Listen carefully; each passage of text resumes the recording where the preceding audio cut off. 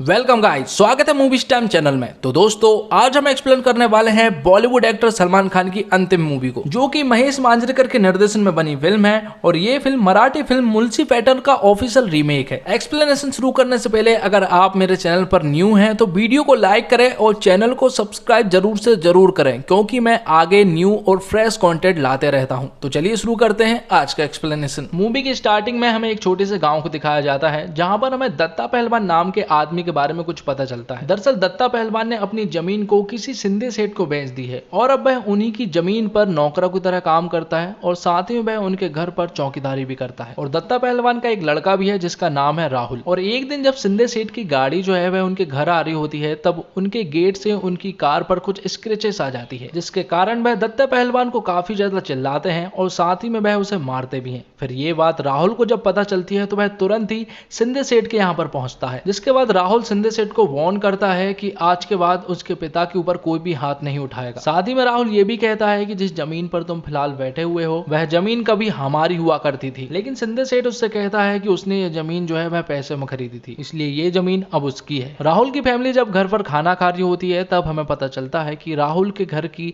आर्थिक स्थिति काफी ज्यादा खराब है और घर का जो खर्चा है वह दत्ता पहलवान ही चलाता है, क्योंकि राहुल कुछ भी नहीं करता है। अब उसी रात राहुल जब घर की ओर आता है तो उसे पता चलता है कि सिंधे सेठ ने उसके पिता को नौकरी से निकाल दिया है। दरअसल दत्ता पहलवान ने सिंधे सेठ के खेतों में से बिना पूछे कुछ सब्जियां ले ली थी और इसी कारण उन्होंने उसे नौकरी से निकाल दिया। यहाँ पर दत्ता पहलवान राहुल से कहता है कि उन्हें कल ही पूना निकलना होगा, क्योंकि उसे हम्माल का काम मिला है। जब वह अपने घर से निकल रहे होते हैं तब राहुल अपनी गाड़ी को रुकवाता है और तुरंत ही सिंधे सेठ के पास जाता है और उससे कहता है कि वह उससे बदला जरूर लेगा। इसके बाद राहुल की पूरी फैमिली जो है वह पुणे की तरफ निकल जाती है और उसका दोस्त भी उसके साथ जाता है, जिसका नाम गन्या होता है। अगले सीन में हम पुलिस इंस्पेक्टर राजवीर सिंह को देखते हैं, जो कि खाना खा रहा होता है और खाना खाते हुए ही वह अपने मोबाइल में एक क्लिप को देखता है जिसमें एक लड़की का रेप हो चुका था। वह तुरंत ही उस जगह पर पहुंचता है जहां पर वह उन लोगों से पूछता है कि आखिर ये किसने किया, लेकिन लोग डरे हुए थे और वह कुछ भी नहीं बता पाते। तभी उन लोगों में से एक आदमी बाहर निकल कर आता है और वह राजवीर को बताता है कि जिस इंसान ने ये सब किया है वह दरअसल में मिनिस्टर का बेटा है और वह काफी ज्यादा पावरफुल भी है, इसलिए उसके सामने कोई भी कुछ नहीं बोलता। ये बात सुन के राजवीर को काफी ज्यादा गुस्सा आ जाता है और वह मिनिस्टर के बेटे को मारने के लिए उसके अड्डे पर पहुंच जाता है, जहां पर एक तगड़ी फाइट को दिखाई जाती है जिसमें राजवीर उन सभी को बहुत ही बुरी हालत में मारता है। अगले सीन में हम राहुल को देखते हैं, जो कि पुणे में हम्माल का काम करता है और उसकी नजर मंदा पर पड़ती है। मंदा वहां पर चाय बेचने का काम करती है और उसका वहां पर एक टी स्टॉल भी है। राहुल को मंदा काफी ज्यादा पसंद आ जाती है और फिर राहुल उसके पास जाता है और उससे एक स्पेशल चाय मांगता है। दरअसल स्पेशल चाय 3 रुपए की थी और नॉर्मल चाय 1 रुपए की थी, जिसके बाद मंदा उसे 3 रुपए वाली स्पेशल चाय दे देती है, लेकिन राहुल उसे लेने से इनकार कर देता है।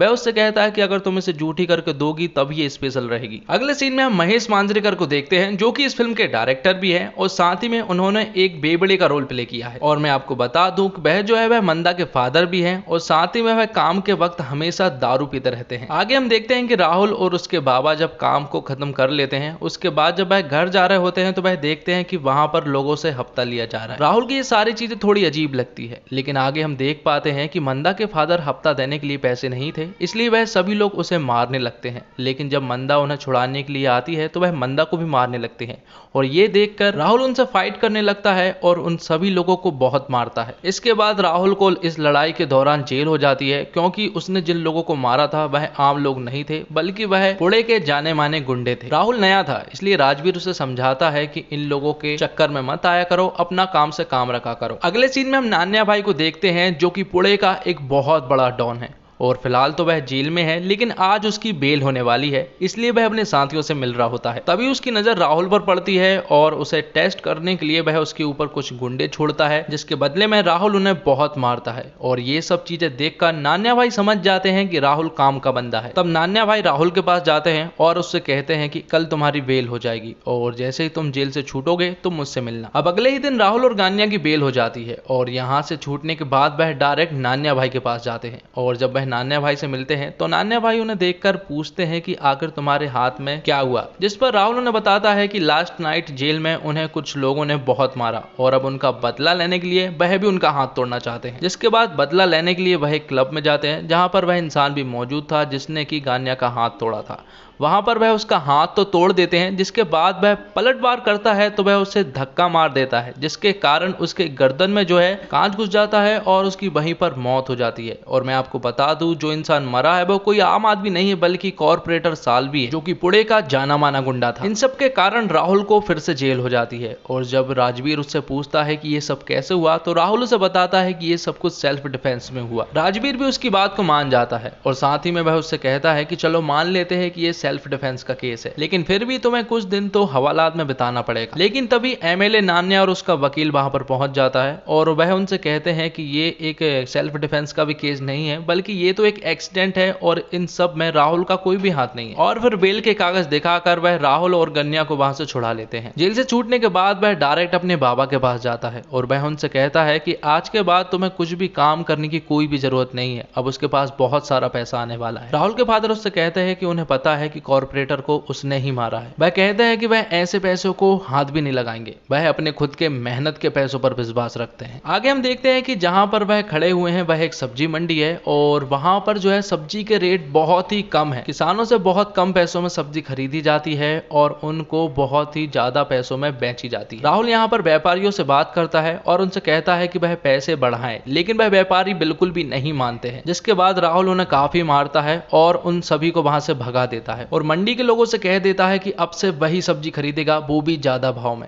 ये बात सुनकर मंडी के लोगों के लिए वह एक मसीहा बन चुका था और साथ ही में मंदा भी इंप्रेस हो चुकी थी जिसके कारण वह उसे स्पेशल चाय पिलाती। अगले सीन में हम पिट्टिया और दया को देखते हैं जो कि नान्या से जमीन के सिलसिले में बात करने के लिए आए हैं। पिट्टिया और दया यहाँ पर वह काम करने से इनकार कर देते हैं क्योंकि उनके लिए ये काम एकदम इम्पॉसिबल था और ये काम पहले भी एक बार फेल हो चुका है, इसलिए अब कोई भी ये काम नहीं करना चाहता है। लेकिन तभी राहुल उससे कहता है कि वह ये काम करेगा और वह नान्या भाई से कहता है कि इस काम के लिए पिट्टिया और दया को सिर्फ 10% देने की बात करता है क्योंकि ये काम वह अकेला करने वाला है। वह 10% इसलिए दे रहा है क्योंकि उन्होंने ये काम लेकर आए थे। जिसके बाद 15% में ये डील फाइनल हो जाती है और फिर राहुल और लोगों के पास पहुंच जाते हैं जिन लोगों से ये जमीन लेनी है, उनसे वह जबरदस्ती साइन करवाता है। सभी लोग साइन कर देते हैं लेकिन एक आदमी नहीं करता और वह दरअसल राहुल का मास्टर जी होता है जिसने बचपन में उसे स्कूल में पढ़ाया भी था और साथ ही स्कूल से निकाला भी था। जिसके बाद बात थोड़ी बिगड़ जाती है और फिर मास्टर जी राहुल को थप्पड़ मारने लगते हैं। जिसके बाद राहुल को गुस्सा आ जाता है और वह मास्टर जी को वहीं पर शूट कर देता है और जमीन के कागज पर उनका अंगूठा भी ले लेता है। आगे ये बात राजवीर को बहुत अच्छे से मालूम थी कि ये सब राहुल ने किया है, लेकिन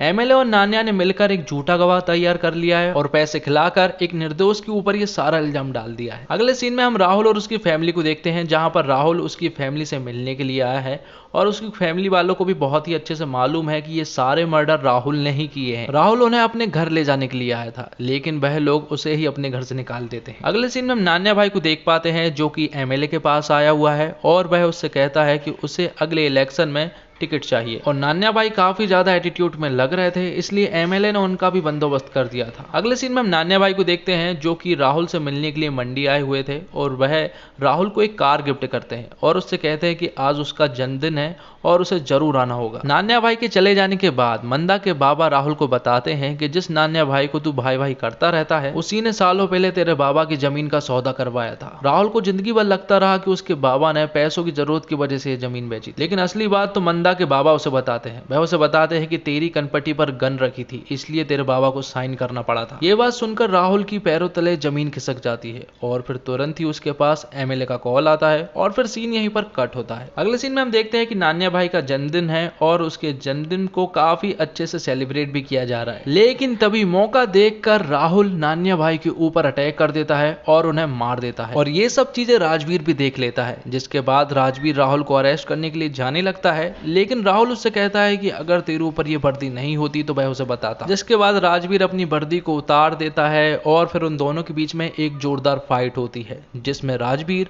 राहुल को बहुत मारता है और अरेस्ट भी कर लेता है, लेकिन उसे ज्यादा दिनों की सजा नहीं होती है क्योंकि अब उसके पीछे एमएलए का हाथ था, इसलिए उसकी कुछ दिनों में ही बेल हो जाती है और अब यहाँ पर राहुल की जगह पर राहुलिया हो चुका है। आगे हम देखते हैं कि राजवीर का जो साथी पुलिस वाला होता है वह उससे कहता है कि हम इन लोगों को कैसे खत्म करेंगे, जिस पर राजवीर उससे कहता है कि इन लोगों को हम खत्म नहीं करने वाले बल्कि इन लोगों को ये आपस में ही खत्म कर लेंगे। और फिर राजवीर एक प्लान बनाता है। आगे हम पिट्या और दया को देख पाते हैं जो कि राहुल के पास अपना 15% लेने के लिए आए हैं, लेकिन राहुल के पास कुछ ही पैसे थे इसलिए वह उन्हें कुछ पैसे दे देता है। फिर थोड़ी देर के बाद राहुल के पास मंदा आती है और मंदा उसके घर पूरी नाइट बिताती है। अगले सीन में हम सिद्धार्थ नाम के एक छोटे से लड़के को देख पाते हैं जो कि राहुल के घर के बाहर सुबह से बैठा हुआ था राहुल से मिलने के लिए। वह लड़का उससे कहता है कि वह उसके जैसा बनना चाहता है और उसके माँ बाप भी नहीं है इसलिए वह उसके साथ काम करना चाहता है। शुरू में तो राहुल उसे भगा देता है, लेकिन थोड़ी देर के बाद उसे अपने फ्लैशबैक के कुछ मूवमेंट्स याद आते हैं तो वह तुरंत ही उस लड़के को अंदर बुला लेता है। आगे हम देखते हैं कि वह सिद्धार्थ को पढ़ाना चाहता है। वह उससे कहता है कि तुम्हें इन कामों में नहीं लगना है बल्कि मैं तुम्हें पढ़ाऊंगा। साथ ही वह उससे कहता है कि तेरे भी कोई माँ बाप नहीं है और मेरे भी कोई माँ बाप नहीं है, आज से मैं तेरा भाई। अगले सीन में हम एक IT पार्क की मीटिंग को देख पाते हैं जहां पर काफी अमीर अमीर आदमी आए हुए थे। उन लोगों से राहुल जो है वह हफ्ता मांगने की बात करता है। वह कहता है कि वह उन लोगों से 1-1 करोड़ रुपए लेगा वरना वह उन्हें मार देगा। अगले सीन में हम मंदा के टी स्टॉल पर राहुल को देखते हैं और राहुल और मंदा को देखकर जिस पर मंदा के बाबा एक आदमी से कहते हैं कि राहुल के पास तो बहुत पैसा है तो वह इतनी छोटी दुकान पर क्यों आता है, जिस पर वह आदमी उसे बताता है कि मंदा और राहुल के बीच में लफड़ा है। जिसके बाद मंदा के बाबा को गुस्सा आ जाता है और वह राहुल को सुनाने लगता है और फिर राहुल को भी गुस्सा आ जाता है जिसके कारण वह मंदा के बाबा के ऊपर हाथ उठा देता है। जिसके बाद मंदा को भी काफी ज्यादा बुरा लगता है और वह राहुल से कहती है कि उन दोनों के बीच में अब कुछ नहीं है और उसे जाने को कहती है। अगले सीन में हम देखते हैं कि IT पार्क के जो अमीर आदमी होते हैं उन्हें पिट्या और दया के आदमियों ने मार दिया है और जब ये बात राहुल को पता चलती है तो वह तुरंत ही पिट्या और दया को मारने के लिए निकल जाता है। यहाँ पर दया और पिट्या के काफी लोगों को राहुल मार देता है, लेकिन वह लोग यहाँ से बचकर निकल जाते हैं। अगले सीन में एक पार्टी के दौरान MLA और राजवीर कुछ बात कर रहे होते हैं जिसमें राजवीर कहता है आपकी सीट खतरे में है और ये बात सुनकर MLA को काफी ज्यादा बुरा लगता है, इसलिए अब MLA ने पिट्या और दया को राहुल की सुपारी दे दी थी। अगले सीन में हम देखते हैं शिंदे सेठ को। शिंदे सेठ वही है जिन्होंने राहुल के बाबा की जमीन को अपने नाम पर कर लिया था। तो यहाँ पर राहुल शिंदे सेठ को मारकर उनकी जमीन को वापस ले लेता है और जब ये बात राहुल अपने बाबा को बताने के लिए जाता है कि उसने उसकी जमीन वापस ले ली है, जिस पर राहुल के बाबा उस जमीन को वापस लेने से साफ इनकार कर देते हैं और यहीं पर उसे ये भी पता चलता है कि मंदा की अब शादी होने वाली है। अब आगे MLA राजवीर के पास कॉल करके बोलता है कि गणपति विसर्जन में राहुल और गन्या को मौत दी जाएगी और तुम कुछ भी नहीं करोगे, जिस पर राजवीर भी कह देता है कि ठीक है सर मैं कुछ नहीं करूंगा। आगे हम गणपति विसर्जन के सीन को देखते हैं जहां पर गन्या तो गणपति विसर्जन में मौजूद होता है लेकिन राहुल वहां पर मौजूद नहीं होता है।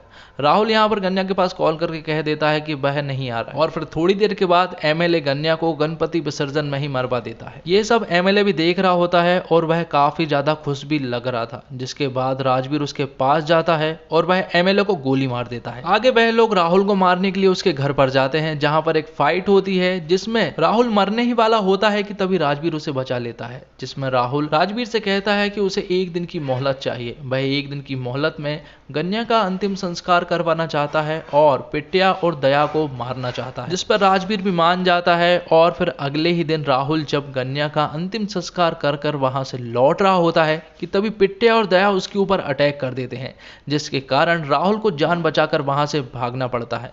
और भागते हुए जब वह रास्ते में एक आदमी से मोबाइल छीनता है तो वह तुरंत ही सिद्धार्थ के पास कॉल करता है और वह उससे कहता है कि जल्द से जल्द उसके लड़कों को वहां पर भेजे। अब राहुल यहां से भागते भागते मंडी पहुंच जाता है और वह मंडी में एक जगह पर छिप जाता है। जिसके बाद राजवीर को भी इन्फॉर्म कर दिया जाता है कि राहुल की जान खतरे में है, इसलिए राजवीर भी वहां से तुरंत ही मंडी पहुंचता है। वहां पहुंचने के बाद राजवीर पिट्या और दया के साथ फाइट करते हैं जिसमें राहुल भी उसका साथ देता है। आगे पिट्या और दया को अरेस्ट करने के बाद राहुल राजवीर से कहता है कि वह सरेंडर करना चाहता है और अब वह सारे गंदे काम छोड़ देगा। लेकिन तभी सिद्धार्थ वहां पर आता है और वह राहुल को शूट कर देता है और वह उससे कहता है कि जिस मास्टर जी को तुमने मारा था वह मेरे बाबा थे और इसलिए उसने कसम खाई थी कि वह उसे भरे बाजार में मारेगा। और ये सब देखकर पिट्या और दया उसे देखकर हंसने लगते हैं कि अच्छा हुआ कि राहुल मर गया और तभी वहां पर राजवीर भी उन्हें गोली मार देता है। तो दोस्तों इसी के साथ आज का एक्सप्लेनेशन खत्म होता है। तो उम्मीद करता हूं कि आपको ये वीडियो पसंद आई होगी। वीडियो पसंद आई हो तो वीडियो को लाइक और चैनल को सब्सक्राइब जरूर से जरूर करें ताकि मुझे आगे की वीडियो अपलोड करने में मोटिवेशन मिलता रहे।